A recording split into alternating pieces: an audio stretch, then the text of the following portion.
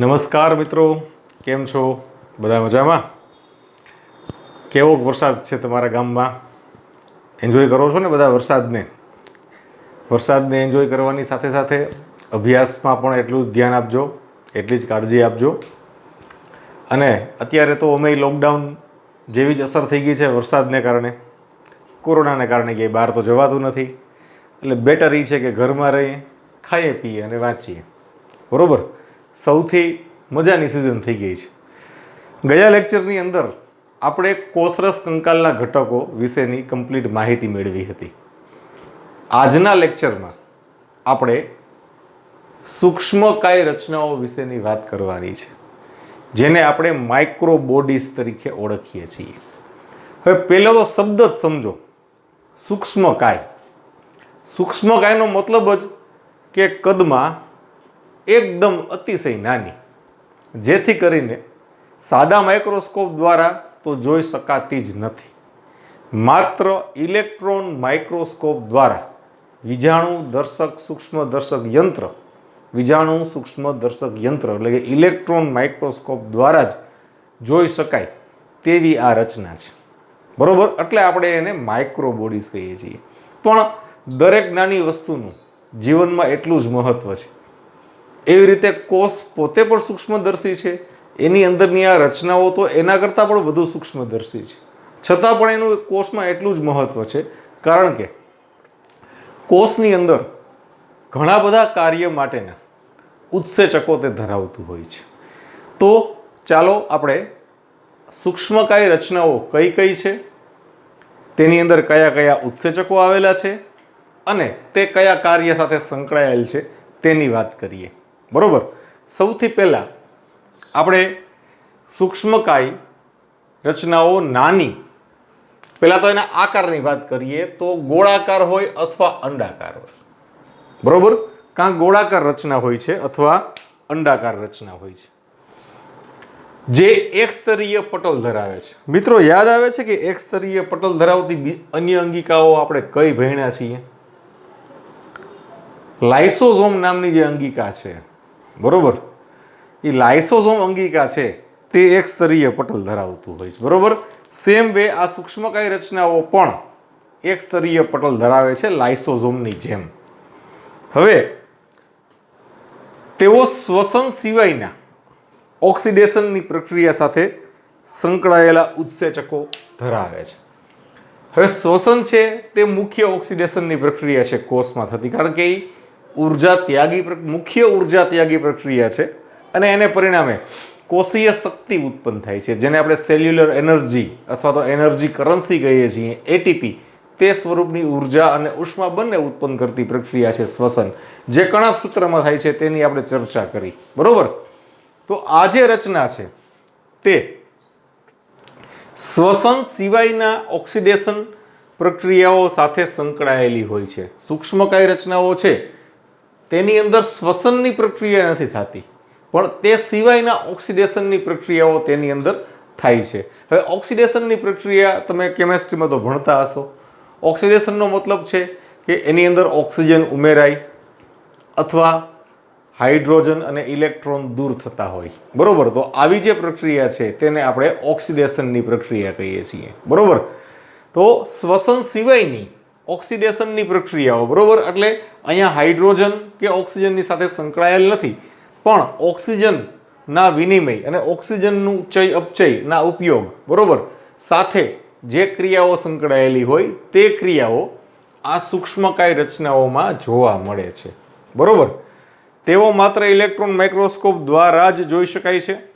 અને તેના પ્રકારોની જો વાત કરીએ તો મુખ્યત્વે 4 પ્રકારની સૂક્ષ્મકાય રચનાઓ આપણે જોવાની છે. બરોબર, તેમાં સૌથી પહેલી છે સ્ફેરિયોઝોમ, બરોબર, અથવા તો સ્ફેરોઝોમ. બરોબર, જે નામ આપો એ સ્ફેરિયોઝોમ કહેવાય છે. 1953માં તે પર્નર દ્વારા શોધાયેલ છે. પર્નર નામના વૈજ્ઞાનિકે 1953માં તેને ઇલેક્ટ્રોન માઇક્રોસ્કોપની અંદર જોઈ, બરોબર, અને તેના દ્વારા શોધાયેલ છે. નામ જ સ્ફેરિયોઝોમ છે, એનો મતલબ જ છે કે એનો આકાર તો ગોળ જ હશે. સ્ફિયરનો મતલબ જ ગોળાકાર થાય, એટલે તે ગોળાકાર જ હશે. બરોબર, બધા જ વનસ્પતિ કોષોમાં જોવા મળે છે.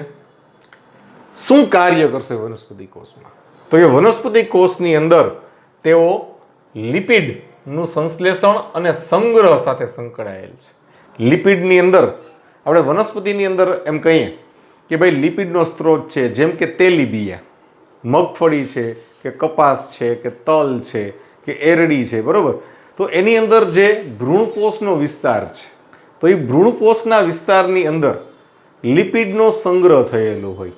તો આ લિપિડ વનસ્પતિમાં આવ્યું ક્યાંથી? તો કે વનસ્પતિની અંદર કોષમાં સ્ફેરોઝોમ માઇક્રોબોડી દ્વારા આ લિપિડનું સંશ્લેષણ થાય અને સંગ્રહ થાય. એટલે સ્ફેરોઝોમ છે એ તમને તેલીબિયાના ભ્રૂણકોષની અંદર સૌથી વધુ પ્રમાણમાં જોવા મળે. તેલીબિયા એટલે જેમાંથી આપણને તેલ મળે છે, જેમ કે મગફળી, તલ, કપાસના બીજ, એરડી, આ બધાને તેલીબિયા કહેવાય, બરોબર. તો એના ભ્રૂણકોષની અંદર તમને સ્ફેરોઝોમ્સ છે તે સૌથી વધુ જોવા મળશે. શા માટે? કારણ કે તે લિપિડના સંશ્લેષણ અને સંગ્રહ સાથે સંકળાયેલા છે. એ ઉપરાંત તે જલ વિચ્છેદક ઉત્સેચકો પણ ધરાવે છે, બરોબર, કે જે હાઇડ્રોલાઇઝિંગ એન્ઝાઇમ કહેવાય છે. તેનું મુખ્ય કાર્ય લિપિડનું ચયાપચય, એટલે ખાસ કરીને ફેટી એસિડનું નિર્માણ અને ફેટી એસિડમાંથી ત્યાર પછી ટ્રાઇગ્લિસરાઇડ એટલે કે તેલનું નિર્માણની પ્રક્રિયા, બરોબર. તેઓને વનસ્પતિ લાઇસોઝોમ તરીકે પણ ઓળખવામાં આવે છે. વનસ્પતિમાં લાઇસોઝોમ તો હોય જ છે, પણ આ વધારાના કાર્ય માટેના ઉત્સેચકો ધરાવતા લાઇસોઝોમ, કારણ કે લાઇસોઝોમ છે તે પણ એક સ્તરીય પટલ ધરાવે છે અને તેની અંદર પણ હાઇડ્રોલાઇટિંગ ઉત્સેચકો આવેલા હોય છે. સેમ વે સ્ફેરિયોઝોમની અંદર પણ લાઇસોઝાઇમ જેવા હાઇડ્રોલાઇટિંગ ઉત્સેચકો આવેલા હોવાથી તેને આપણે વનસ્પતિ લાઇસોઝોમ તરીકે ઓળખીએ છીએ. મુખ્યત્વે વનસ્પતિ કોષોમાં જોવા મળતી સૂક્ષ્મકાય રચના છે, યાદ રાખજો, બરોબર. પ્રાણી કોષોની અંદર ઓછા પ્રમાણમાં જોવા મળશે. બીજી છે પેરોક્સિઝોમ્સ, જેને આપણે યુરિકોઝોમ તરીકે પણ ઓળખીએ છીએ, બરોબર. બીજી રચના છે પેરોક્સિઝોમ્સ, જેને યુરિકોઝોમ તરીકે પણ ઓળખવામાં આવે છે. કારણ કે તમે જુઓ યુરેટ્સ ઉપરથી આ યુરિકોઝોમ શબ્દ આવશે, બરોબર. યુરેટ્સનું ચય અપચય સાથે સંકળાયેલ છે આ રચના, એટલે આપણે એને યુરિકોઝોમ તરીકે પણ ઓળખીએ છીએ. અને પેરોક્સિઝોમ તરીકે એટલે ઓળખીએ છીએ કારણ કે તે પેરોક્સાઇડ H2O2 ના અપચય, બરોબર, માટેના યોગ્ય ઉત્સેચકો ધરાવતું હોય છે. એટલે આપણે તેને પેરોક્સિઝોમ્સ તરીકે પણ ઓળખીએ છીએ, બરોબર. તેની શોધ 1954માં જે રોડિન નામના વૈજ્ઞાનિક દ્વારા કરવામાં આવેલી છે, બરોબર. વનસ્પતિમાં પ્રકાશ સંશ્લેષી કોષમાં જોવા મળશે. આ ખાસ મહત્વનું છે. તમે એમ કહો કે વનસ્પતિના મૂળના કોષ હોય, તો વનસ્પતિના મૂળના કોષોની અંદર તમને પેરોક્સિઝોમ જોવા ન મળે, બરોબર. પણ પ્રકાશ સંશ્લેષી કોષ એટલે કે જ્યાં જ્યાં હરિતકણ આવેલું હોય એ બધા કોષો પ્રકાશ સંશ્લેષી કોષ કહેવાય. કારણ કે હરિતકણ જહાં જહાં પ્રકાશ સંશ્લેષણ વહાં વહાં, બરોબર. એ આપણે ખબર છે. કણાભસૂત્ર જહાં જહાં જારક શ્વસન વહાં વહાં, રિબોઝોમ જહાં જહાં પ્રોટીન સંશ્લેષણ વહાં વહાં, બરોબર. રેડી. એટલે હરિતકણ ધરાવતા જે કોષો હોય તેઓને આપણે પ્રકાશ સંશ્લેષી કોષ કહીએ છીએ. તો એ પ્રકાશ સંશ્લેષી કોષોની અંદર તમને પેરોક્સિઝોમ્સ છે તે જોવા મળશે, બરોબર. હવે પ્રાણીઓમાં ક્યાં જોવા મળશે? તો કે પ્રાણીઓની અંદર પેરોક્સિઝોમ્સ છે તે યકૃત અને મૂત્રપિંડના કોષોમાં સૌથી વધુ પ્રમાણમાં અને સંખ્યામાં જોવા મળશે, બરોબર. યકૃત એટલે લીવર અને મૂત્રપિંડ એટલે કે કિડની, બરોબર. આ બંનેના કોષની અંદર તમને પેરોક્સિઝોમ્સ છે તે સૌથી વધુ સંખ્યામાં જોવા મળશે. તે સિવાય સ્નાયુ કોષની અંદર જોવા મળે, ચેતાકોષની અંદર જોવા મળે, બરોબર. આ બધામાં જોવા મળે છે. પણ સૌથી વધુ સંખ્યામાં પેરોક્સિઝોમ પ્રાણીઓમાં, ખાસ કરીને પૃષ્ઠવંશી પ્રાણીઓમાં યકૃત અને મૂત્રપિંડના કોષોમાં જોવા મળે છે, બરોબર. પેરામેસિયમ જેવા સજીવોમાં પણ પેરોક્સિઝોમ જોવા મળે છે, બરોબર. પેરામેસિયમ જેવા સજીવોમાં પણ તે જોવા મળે છે, એટલે કે અપૃષ્ઠવંશી પ્રાણીઓમાં પણ તે જોવા મળે છે. કાર્ય તો કે H2O2 એટલે હાઇડ્રોજન પેરોક્સાઇડના ઓક્સિડેશન માટેના ઉત્સેચકો ધરાવે છે. બરોબર. આ પેરોક્સાઇડ ઉપરથી તો પેરોક્સિઝોમ શબ્દ આવ્યો છે પહેલા. બરોબર. એના ઓક્સિડેશન માટેના ઉત્સેચકો ધરાવે છે. બરોબર. વનસ્પતિમાં તેઓ પ્રકાશ શ્વસન, ફોટો રેસ્પિરેશન, જો પ્રકાશ સંશ્લેષણ નહીં હો, પ્રકાશ શ્વસન. હવે આ પ્રકાશ શ્વસન એક એવી પ્રક્રિયા, બહુ સરસ પ્રક્રિયા છે, સમજવાની અદ્ભુત મજા આવે એવી પ્રક્રિયા છે. જ્યારે આપણે પ્રકાશ સંશ્લેષણનો પાઠ ભણશું અને પ્રકાશ સંશ્લેષણની પ્રક્રિયા પૂરી થાય, પ્રકાશ પ્રક્રિયા, અંધકાર પ્રક્રિયા, બંને પ્રક્રિયા પૂરી થાય પછી આપણે પ્રકાશ શ્વસનની પ્રક્રિયા છે એનો અભ્યાસ કરવાનો છે.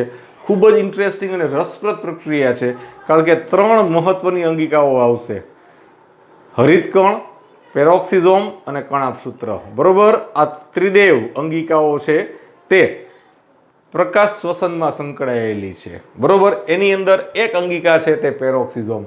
શું થશે આની અંદર? પ્રકાશ શ્વસનમાં શું થતું હોય? તો કે ગ્લાયકોઝાઇલિક એસિડ હોય.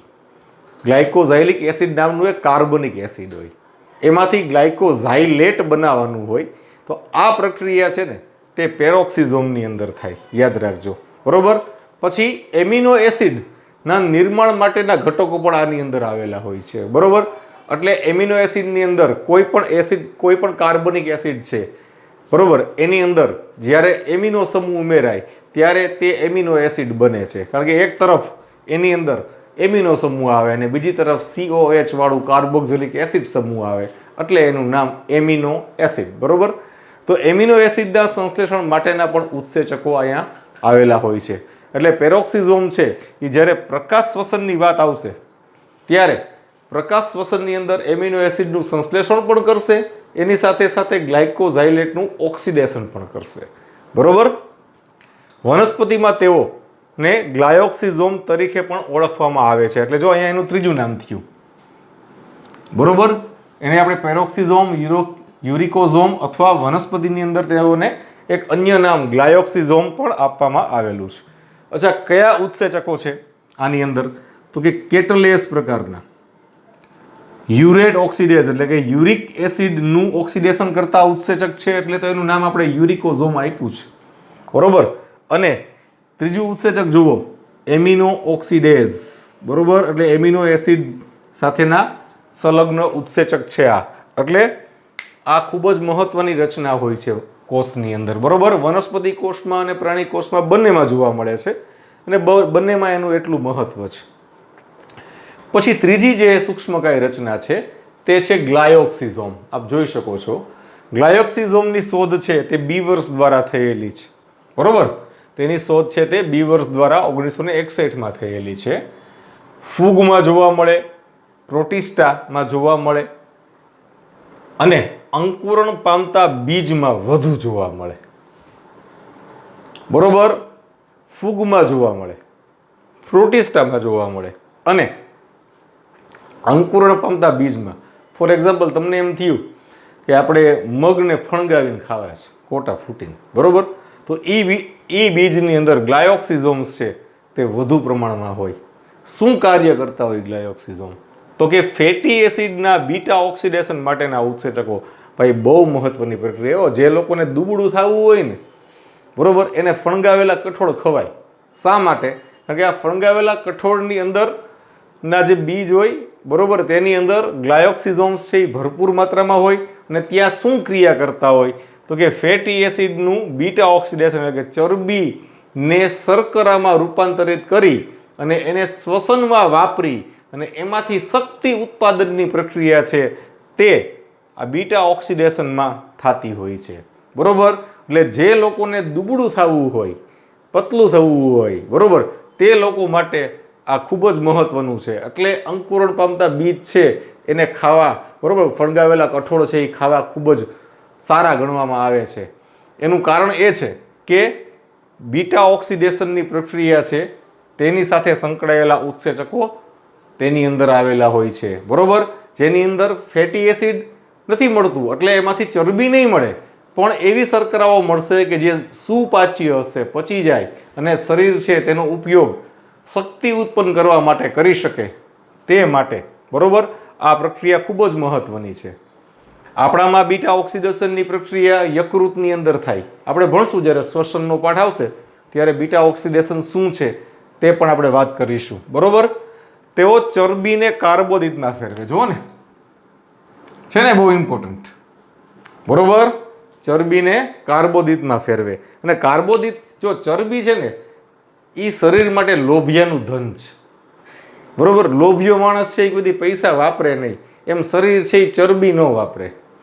બરોબર, પણ જો કાર્બોદિતના સ્વરૂપમાં હોય ને તો શરીર એને શ્વસનમાં વાપરી નાખે સીધે સીધું. બરોબર, શરીર માટે સૌથી નિર્માણ કરવા માટે સહેલો પદાર્થ હોય ને તો એ ચરબી છે, અને વાપરવા માટે સૌથી અઘરો પદાર્થ છે એ ચરબી છે. એટલે તો કહું છું કે લોભિયાનું ધન છે ચરબી છે એ. બરોબર, એટલે જો ગ્લાયોક્સિઝોમના જે ઉત્સેચકો છે તે ચરબીને કાર્બોદિતમાં રૂપાંતરિત કરે, અને કાર્બોદિતમાં રૂપાંતરિત થઈ ગયું પછી શરીરના કોષો છે તેનો શ્વસનની અંદર ઉપયોગ કરીને એમાંથી શક્તિ બનાવી નાખે. બરોબર, એટલે ચરબી વપરાઈ જાય. એટલે ગ્લાયોક્સિઝોમ છે તે એ રીતે ચયાપચય માટે ખૂબ જ મહત્વના છે. બરોબર. અને ચોથું છે લોમાઝોમ. તે માત્ર ફૂગના ચૂષકોમાં જોવા મળે. હવે ફૂગ છે એ આપણે ખબર છે, મોટાભાગની ફૂગ છે તે કેવી હોય છે તો કે મુક્તજીવી.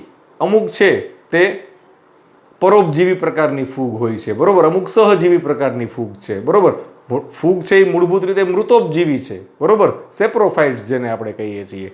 બરોબર, તો જે પરોપજીવી ફૂગ હોય એ પરોપજીવી ફૂગની અંદર આવા ચૂસક ઉત્પન્ન થાય. બરોબર, આ ચૂસક છે તે યજમાન પેશીમાંથી બધા પોષક ઘટકોનું શોષણ કરી લે. કારણ કે જીવનનો એવો પ્રકાર છે, એવી જીવન પદ્ધતિ છે જેનું સૂત્ર જ એવું છે કે રામ રામ જપના ને પરાયા માલ અપના. બરોબર, એટલે કોકનું લઈ લેવાનું. બરોબર, હંમેશા કોકને નુકસાન પહોંચાડીને પોતાનું કરી લેવાનું, એ પરોપજીવન. બરોબર, એટલે આ જે ચૂષકો છે તે પરોપજીવન સાથે સંકળાયેલી રચના છે કે ચૂષક દ્વારા જ ફૂગના ઘટકો છે તે યજમાનમાંથી પોષણ મેળવતા હોય છે, અને તે રસ્તર અને કોષ દિવાલ વચ્ચે આવેલી હોય છે. ફોર એક્ઝામ્પલ હું એમ કહું કે આ ફૂગનો આપણે ઘટક દોરીએ. બરોબર, ફૂગનો એક કોષ છે જેને આપણે હાઇફે તરીકે ઓળખીએ છીએ. હવે આ બહારની જે ઘટક છે આ છે એ કોષ દિવાલ છે, આ કોષ રસ્તર છે. બરોબર, અંદરનું રસ્તર અને બહારનું કોષ દિવાલ. તો તમને કદાચ મિત્રો યાદ હશે કે મેં તમને જ્યારે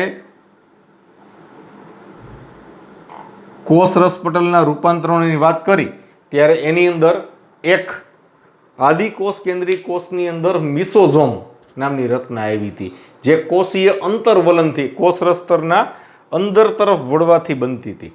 જ્યારે આ જે રચના છે તે કોષ રસ્તરના બહિર્વલનથી એટલે કે બહાર તરફ વળવાથી નિર્માણ પામે છે. બરોબર, તો આ બધી રચનાઓ છે તે સૂક્ષ્મકાય રચનાઓ તરીકે ઓળખાય છે. બરોબર, આપણી ટેક્સ્ટબુકની અંદર તો આનું ખૂબ જ અલ્પ માત્રામાં જ આપેલું છે, પણ આ બધી માહિતી ખૂબ જ મહત્વની છે કે આ પાઠ જ એટલો મહત્વનો છે, એટલે જ એટલો થોડો લાંબો ચાલે છે. આના પછીના પાઠ છે એટલા લેન્થમાં નહીં ચાલે, કારણ કે આ પાઠ છે બરોબર, આ 8 અને 9 આ બે પાઠ ઇસકો લગા ડાલા તો આપકા બાયોલોજી ઝીંગા લાલા. બરોબર, એટલે આ બે પાઠ ખૂબ જ વ્યવસ્થિત રીતે આપણે કરવાના છે પ્રિપેર. જો ફરી પાછું એક વખત રિપીટ કરી લઈએ. સૂક્ષ્મકાય રચનાઓ જેને આપણે માઇક્રોબોડીઝ તરીકે ઓળખીએ છીએ, તેઓ નાની ગોળ કે અંડાકાર રચનાઓ છે જે એક સ્તરીય પટલ ધરાવે છે. તેઓ શ્વસન સિવાયની ઓક્સિડેશન પ્રક્રિયાઓ સાથે સંકળાયેલા છે. તેઓ માત્ર ઇલેક્ટ્રોન માઇક્રોસ્કોપ દ્વારા જ જોઈ શકાય છે. બરોબર, એટલે તો સૂક્ષ્મકાય રચના નામ આપે છે. તેઓ નીચે મુજબના હોય છે. સૌથી પહેલી આપણે વાત આવી હતી સ્ફેરોઝોમ્સની. બરોબર, તો સ્ફેરોઝોમ્સ છે તે 1953માં પર્નર દ્વારા શોધાયેલું છે. બરોબર, બધા જ વનસ્પતિ કોષોમાં જોવા મળશે, એટલે મૂળ પ્રકાંડ પર્ણ કોઈ પણ જગ્યાએ જોવા મળશે, અને કોઈ પણ જગ્યાએ તેનું કાર્ય શું તો કે લિપિડનું સંશ્લેષણ અને સંગ્રહ. બરોબર, હવે લિપિડનું સંશ્લેષણ અને સંગ્રહ તો મેં તમને કીધું કે ભાઈ જે તેલીબિયા વાળી જે વનસ્પતિ છે, બરોબર, જેમાંથી ફેટી એસિડ અને તેલનું પ્રમાણ વધુ મળે છે એવી વનસ્પતિના બીજની અંદર સ્ફેરિયોઝોમ્સ છે તે વિશેષ પ્રમાણમાં જોવા મળશે. તેની સાથે સાથે તેઓ જલ વિચ્છેદક ઉત્સેચકો પણ ધરાવે છે. બરોબર, તેઓનું મુખ્ય કાર્ય લિપિડનું ચયાપચય છે અને તેઓ જલ વિચ્છેદક ઉત્સેચકો ધરાવતા હોવાથી તેઓને વનસ્પતિ લાઇસોઝોમ તરીકે પણ ઓળખવામાં આવે છે અથવા વનસ્પતિ લાઇસોઝોમ પણ કહેવામાં આવે છે. બરોબર, બીજી સૂક્ષ્મકાય રચના છે તે પેરોક્સિઝોમ છે. તેનું એક બીજું નામ છે યુરિકોઝોમ છે. તેની શોધ ઝેહેરોડિન દ્વારા 1954માં થયેલી છે. વનસ્પતિમાં તેઓ પ્રકાશ સંશ્લેષી કોષમાં જોવા મળે છે. બરોબર, એટલે હરિતકણ જે કોષમાં હાજર હશે તે કોષની અંદર અચૂક પેરોક્સિઝોમ હાજર હશે. બરોબર, તમને એવો પ્રશ્ન પૂછે કે ભાઈ કોઈ વનસ્પતિ કોષની અંદર હરિતકણ હાજર છે તો તેની અંદર પેરોક્સિઝોમ હાજર હશે કે નહીં, હોય જ, આખું વિચીને કહી દેવાનું. બરોબર, કારણ કે જ્યાં હરિતકણ હોય ત્યાં પેરોક્સિઝોમને રહેવું જ પડે, કારણ કે પ્રકાશ શ્વસનની પ્રક્રિયા છે તે કરવાની હોય. બરોબર, પ્રાણીઓમાં યકૃત અને મૂત્રપિંડના કોષોમાં સૌથી વધુ પ્રમાણમાં જોવા મળશે. બરોબર, પૃષ્ઠવંશી પ્રાણીઓમાં, અને પેરામેશિયમ જેવા અપૃષ્ઠવંશી પ્રાણીઓમાં પણ તેઓ જોવા મળે છે. હાઇડ્રોજન પેરોક્સાઇડના ઓક્સિડેશન માટેના ઉત્સેચકો ધરાવતા હોવાથી તેને આપણે પેરોક્સિઝોમ કહીએ છીએ. બરોબર, વનસ્પતિમાં તેઓ પ્રકાશ શ્વસન સાથે સંકળાયેલા છે. પ્રકાશ શ્વસન વિશે આપણે 13મા પ્રકરણમાં વિગતવાર ચર્ચા કરવાની છે. બરોબર, વનસ્પતિમાં તેઓને ગ્લાયોક્સિઝોમ તરીકે પણ ઓળખવામાં આવે છે. તેઓમાં મુખ્ય ઉત્સેચકમાં કેટલેસ પ્રકારના ઉત્સેચક છે જે હાઇડ્રોજન પેરોક્સાઇડનું ઓક્સિડેશન કરશે. તેનું એક અન્ય નામ પેરોક્સિડેઝ ઉત્સેચક પણ છે. બરોબર, તેઓને યુરેટ ઓક્સિડેઝ નામનું પણ ઉત્સેચક તેની અંદર આવેલું હોય જે યુરેટ્સનું ચયાપચય કરે, એટલે તેને આપણે યુરિકોઝોમ તરીકે પણ ઓળખીએ છીએ. અને ત્રીજું છે એમિનો ઓક્સિડેઝ પ્રકારના ઉત્સેચકો. બરોબર, જે એમિનો એસિડના ચયાપચય સાથે સંકળાયેલા હોય. બરોબર, ત્યાર પછી જે ત્રીજી સૂક્ષ્મકાય રચનાની વાત કરી તે હતી ગ્લાયોક્સિઝોમ. તેની શોધ બીવર દ્વારા 1961માં કરવામાં આવેલ છે. તેઓ ફૂગમાં, પ્રોટિસ્ટામાં અને અંકુરણ પામતા બીજમાં વધુ પ્રમાણમાં જોવા મળે છે. બરોબર, શું કાર્ય કરશે ત્યાં? ખૂબ મહત્વનું કાર્ય આપણે ચર્ચા કરી આગળ એમ કે ફેટી એસિડ એટલે કે ચરબીના જે ઘટક છે તેનું બીટા ઓક્સિડેશન માટેના ઉત્સેચકો ધરાવે છે. એટલે બીટા ઓક્સિડેશન થાય એટલે આ ફેટી એસિડ છે તે શર્કરાઓમાં રૂપાંતરિત થાય અને આ શર્કરાનો ઉપયોગ છે તે શરીર શ્વસનની પ્રક્રિયાઓમાં કરે અને તેમાંથી શક્તિ ઉત્પન્ન કરે. બરોબર, એટલે તેઓ ચરબીને કાર્બોદિતમાં રૂપાંતરણ કરવા માટે જવાબદાર છે. પછી લોમાઝોમ છે, તો તેઓ માત્ર ફૂગના ચૂષકોમાં જોવા મળતી રચના છે, એ સિવાય ક્યાંય નહીં જોવા મળે. બરોબર, જે પરોપજીવી ફૂગ છે તેની અંદર એક એવી રચના ઉત્પન્ન થાય કે જે યજમાન પેશીની અંદર દાખલ થાય અને યજમાન પેશીમાંથી પોષક ઘટકોનું શોષણ કરે. બરોબર, એને આપણે ચૂષક કહેવાય. તો ચૂષકમાં જોવા મળતી રચના છે અને તેઓ રસ્તર અને કોષ દિવાલ વચ્ચે આવેલા હોય છે. બરોબર, એટલે એને બોર્ડર બોડી પણ કહેવામાં આવે છે કારણ કે બહારની સપાટી સાથે સંકળાયેલા છે.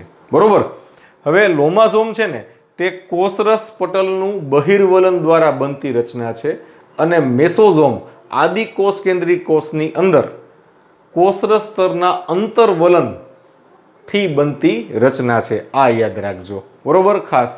તો આજે આપણે સૂક્ષ્મકાય રચનાઓ વિશેની વિગતવાર ચર્ચા કરી. આવતા લેક્ચરની અંદર આપણે તારા કેન્દ્ર, પક્ષમ અને કસા વિશેની ચર્ચા કરવાની છે. Okay, thank you. Have a good day.